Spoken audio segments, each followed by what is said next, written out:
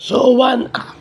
Yung one up daw is yung makagain ka ng advantage over the other. So, ito yung English lang na hindi ka papalamang sa Tagalog.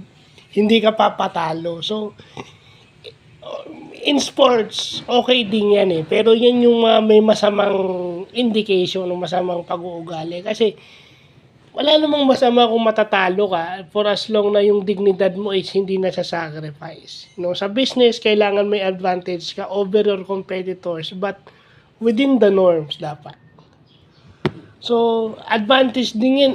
Yung one-up nangyayari din sa politika yan, lalo na sa eleksyon, di ba? Para maolats mo yung kalaban mo o matalo mo yung kalaban mo, kailangan may one-up ka. And to think they would go to the extreme na dadayain mo yung eleksyon. Diba? Nangyayari yan sa Pilipinas eh.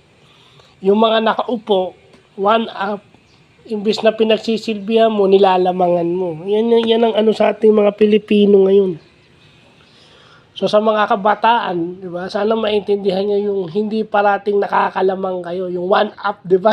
Kung naglalaro kayo ng Super Mario, kung naglalaro kayo ng 'di ba kung sa mga mahilig sa Nintendo, yung one up is additional life.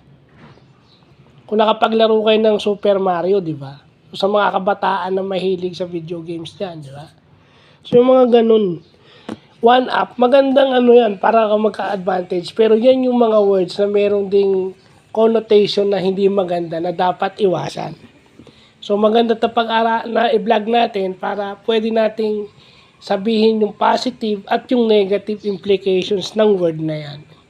Kasi pag sinabi mong one up, teka lang, baka dadayain mo na yung ano, to think na yung one up is baka papatayin mo na yung isang tao to gain an advantage.